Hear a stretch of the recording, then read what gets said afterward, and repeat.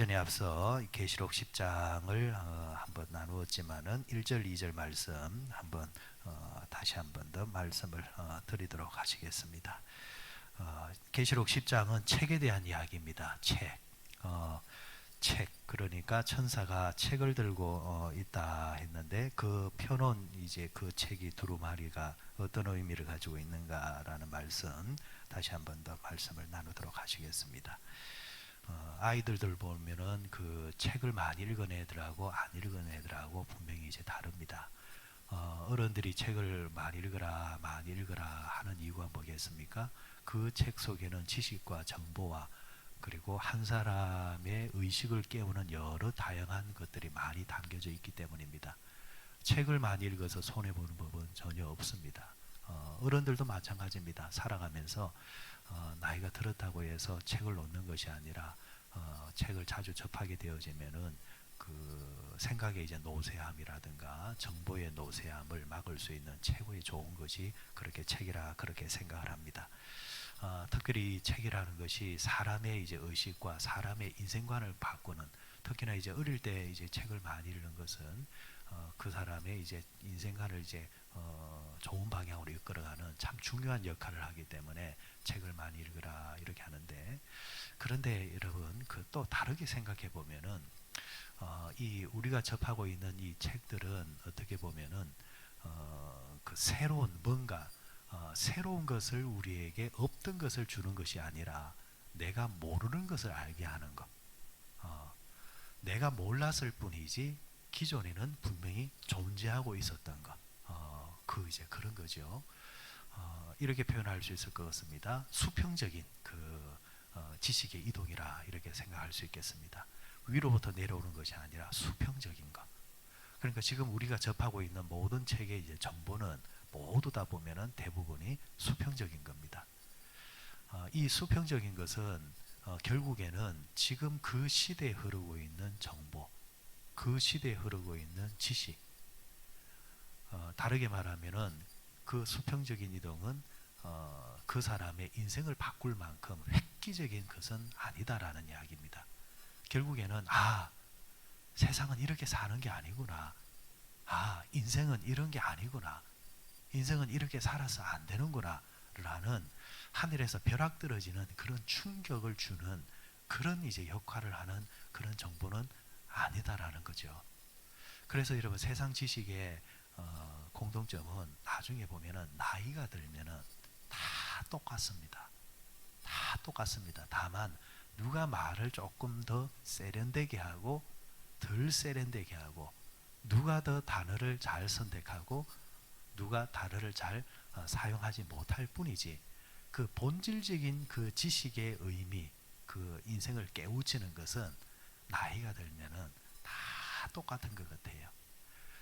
그러니까 그런 차원의 지식을 지금 말하고자 하는 것이 아니고, 그런 차원이 아니고 수직적인 것, 하늘에서 툭 떨어지는 그런 이런 거여서 인생을 이래 살면 안 되는구나 라는 그런 지식이 있다라는 거예요. 오늘 성경은 바로 그 지식에 대한 이야기를 해주고 있습니다. 다른 말로 말하면 이런 지식을 영감이라 이렇게 말합니다. 영감. 세상의 지식과 다른 하늘에서 주는 그런 지식, 영감을 말하는 겁니다. 그리고 여러분들 한번 보세요. 세상의 지식에 있어서 책을 누구보다도 많이 읽었다고 하는 세상에 뭐 정치하는 사람들, 아니면은 경제하는 사람들, 많은 사람들, 그런 사람들이 내놓는 그 대안들을 보게 되어지면은 획기적인 게 없어요. 자기들끼리 그 수준들이 다 비슷하기 때문에. 근데 성경으로 들어가 보면은 그 인물 가운데서 요셉이라는 사람, 아니면은 다니엘이라는 사람, 이 사람들은 정치인들이었거든요. 사실 그 시대의 정치인들이었단 말이에요.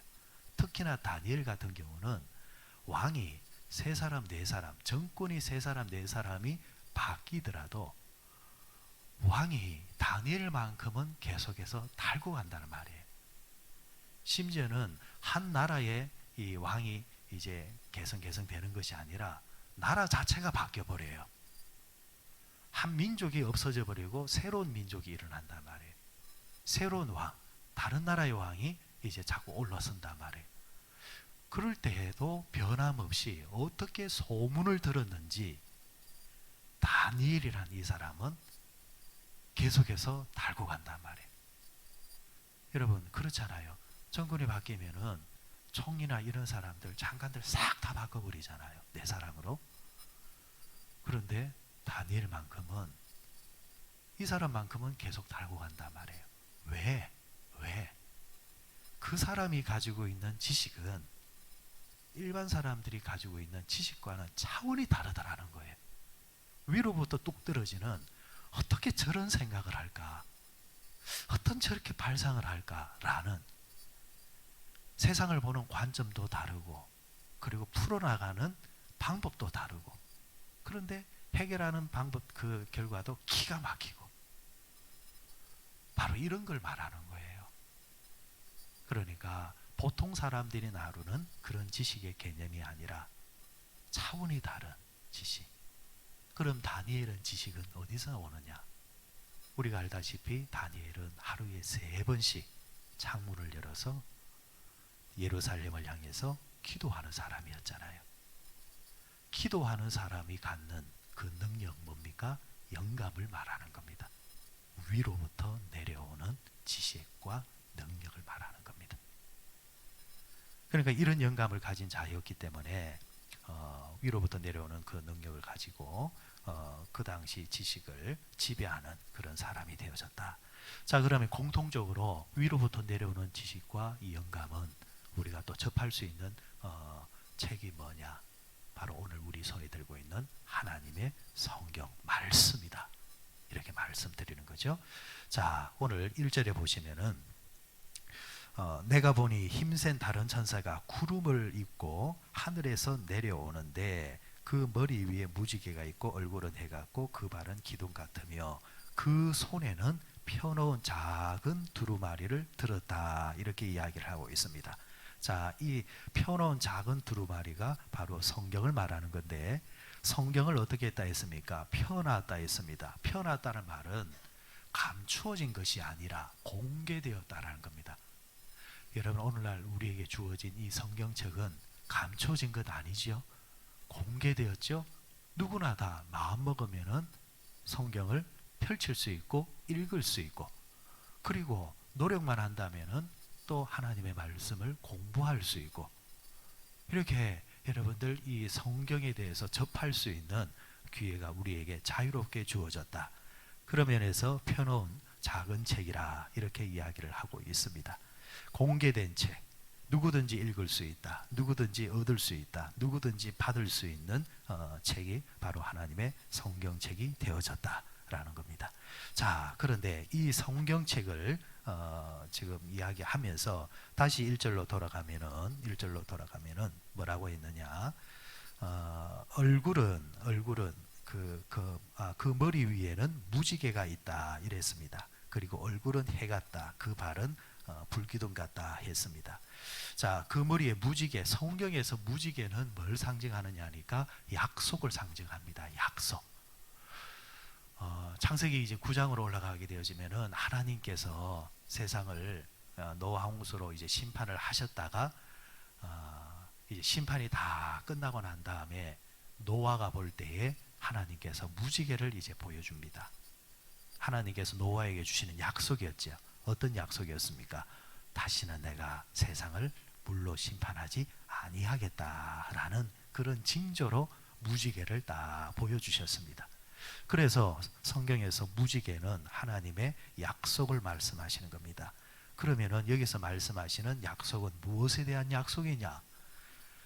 하나님께서 믿는 사람들을 구원하시겠다라는 구원의 약속입니다. 노아를 무지개를 보여주시면서 이제 물로 심판하지 않겠다, 노아를 구원해 주신 것처럼 이 무지개는 하나님의 말씀을 펼쳐 들고 하나님의 말씀을 통해서 영감을 얻고, 그리고 그 말씀 속에서 예수 그리스도를 믿어 고백하는 자들에 대해서는 하나님께서 반드시 구원하시겠다라는 약속의 상징이라는 말씀이 되겠습니다. 자, 그리고 또 옆에 보시면은 그 얼굴은 뭐 같다 했습니까? 해 같다 이렇게 말씀을 하고 있습니다. 그 발은 불기둥 같다 했습니다. 여러분, 해는 뭘 상징합니까? 하나님께 세상을 처음 창조하실 때 세상이 어떤 상태였습니까? 어둠의 상태였고 혼돈의 상태였습니다. 그런데 하나님께서 제일 먼저 세상에 대해서 창조하실 때 뭘 창조하셨습니까? 빛이 있으라 하면서 빛이 있었고, 그리고 난 다음에 이 생명의 근원의 빛이 생기고 난 다음에 하나님이 또 뭘 말씀하셨습니까? 하늘의 해와 하늘의 달과 별을 발광체를 이제 만드시면서 세상에 빛이 이제 환하게 만드셨습니다. 빛이 들어오는 순간 뭐가 없어집니까? 어둠이 없어지죠. 그러니까 여기서 해 같다라는 말은 하나님의 말씀이 사람에게 들어오기 전에는 사람의 심령은 누구나 다 어둠이었다라는 겁니다. 그 사람이 지금 어떻게 살아왔고 지금 어떻게 살고 있는 상태와 상관없이 그 사람의 영적 상태가 어둠이라는 겁니다. 하나님을 모르는 거, 예수를 모르는 거, 예수를 안 믿는 것은요, 결국에는 어둠입니다. 그런데 그 어둠을 밀어낼 수 있는 유일한 건 뭡니까? 빛입니다. 빛이 들어와야 어둠이 없어지잖아요. 그러니까 하나님의 말씀이 우리 속에 들어오게 되면은 그 말씀을 통해서 우리의 영이 어둠이 사라지고 환하게 된다라는 말씀이 되겠습니다. 그리고 뒤에 뭐라고 했습니까? 그 발은 뭐와 같다 했습니까? 불기둥 같다 했습니다. 불기둥. 발이 불기둥이라 했습니다. 그러면은 발 위에 지금 불이 있는 거예요. 불. 발을 내디딜 때마다 딛는 자리마다 어둠이 없어지게 되어지고 환하게 길을 걸어가게 되죠. 그래, 구약에 보면 시편에 보면은 하나님의 말씀은 내 발의 등이요 내 가는 길의 빛이라 이렇게 말했거든요. 내 발의 등이라. 하나님의 말씀을 갖다 대는 곳마다 길이 보인다라는 겁니다. 사실은 여러분, 하나님, 내가 어떻게 해야 되겠습니까? 하나님, 내가 어느 길로 가야 되겠습니까? 라고 우리가 살면서 참 묻는 그런 기도가 우리 삶에 참 많지 않습니까? 그런데 의외로 우리가 답답해하는 그런 문제와 그런 인생의 답에 대해서 하나님이 기도할 때 우리에게 나타나셔서 육성으로 음성을 들려주시는,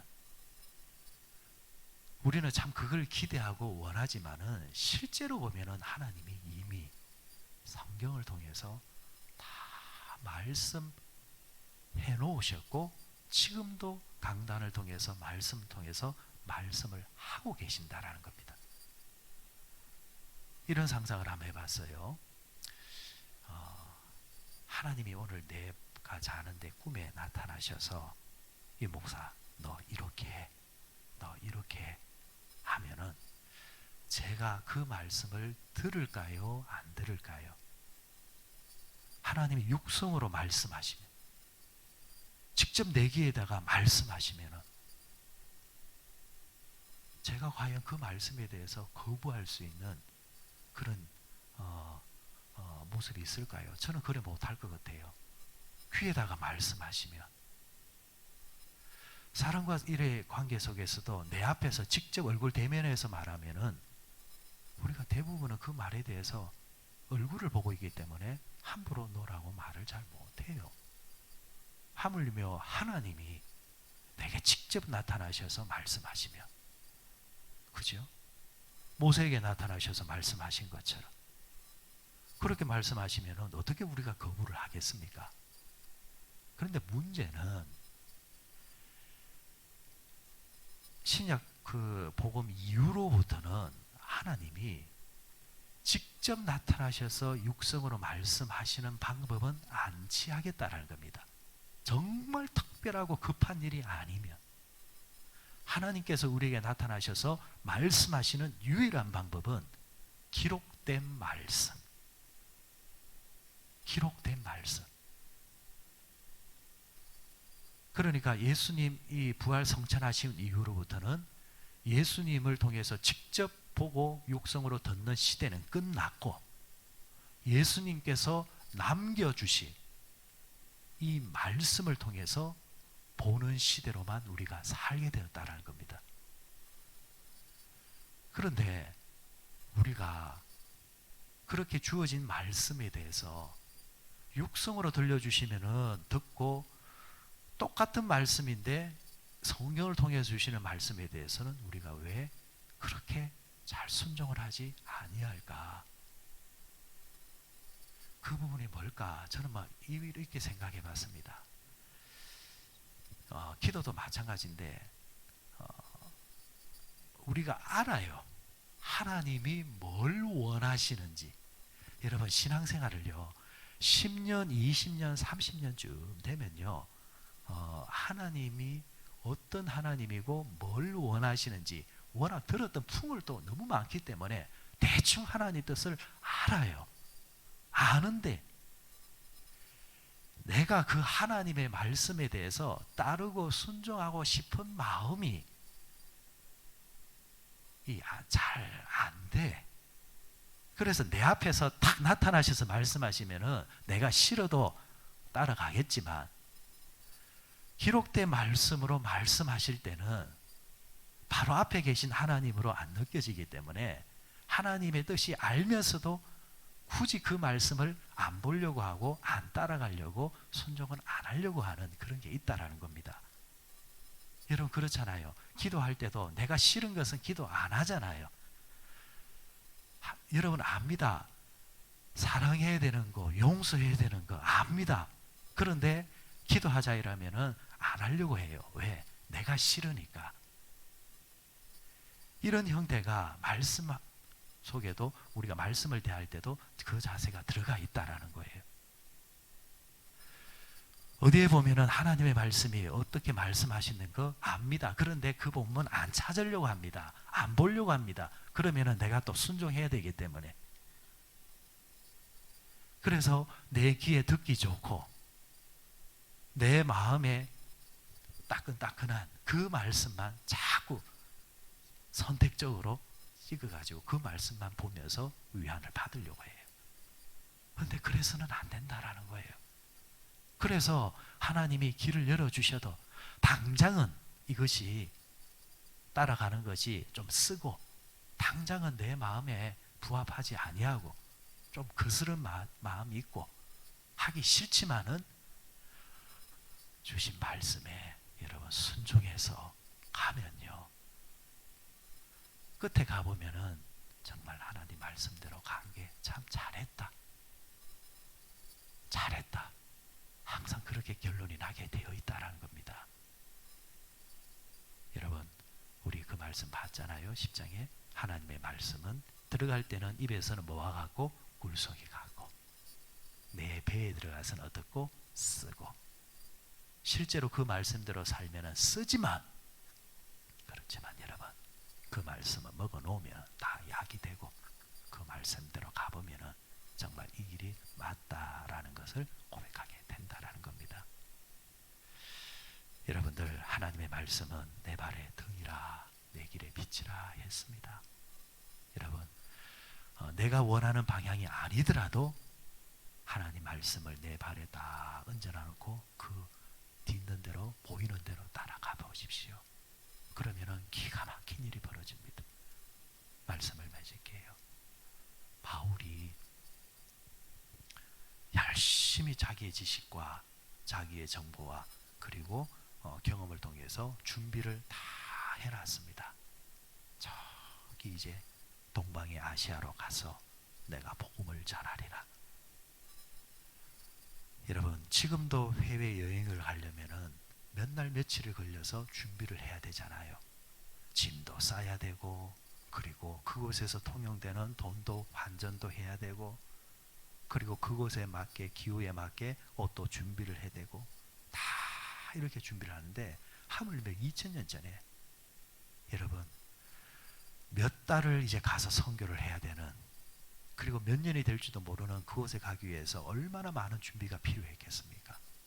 바울이 다 그렇게 준비를 해놓고 있는데 가기 전날 밤에 하나님이 바울에게 영감을 주는 거예요. 바울아, 그때 당시만 하더라도 아직까지 성경이 집대성되기 전이니까 하나님이 그에게 영감으로 바울아, 그쪽으로 가지 마라.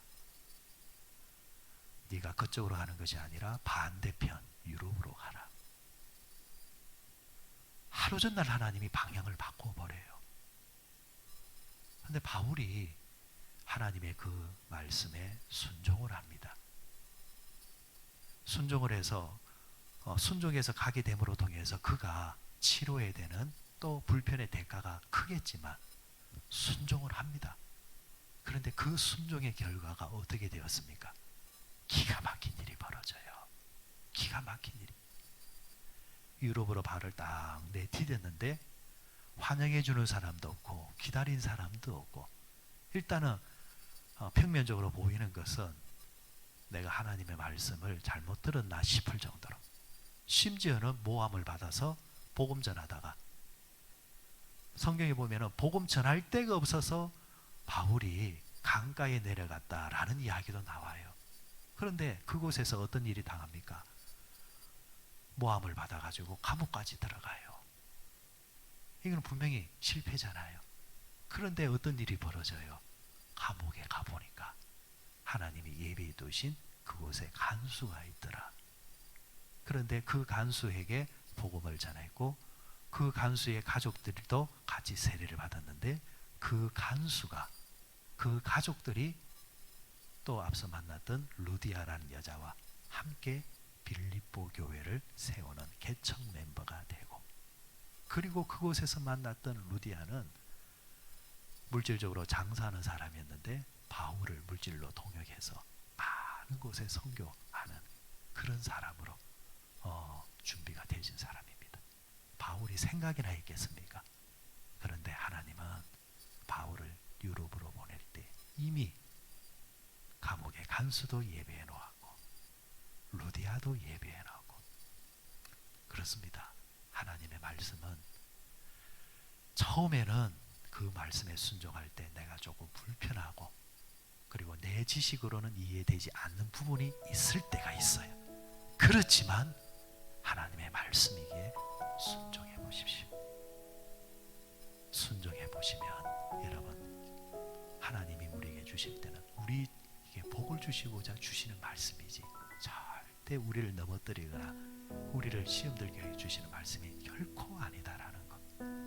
오늘 우리에게 이 펼쳐진 말씀, 이 펼쳐진 말씀 속에서 영감 받아서 복을 누리며 살아가는 자가 있고, 펼쳐줘도 상관없이 살아가는 자가 있습니다.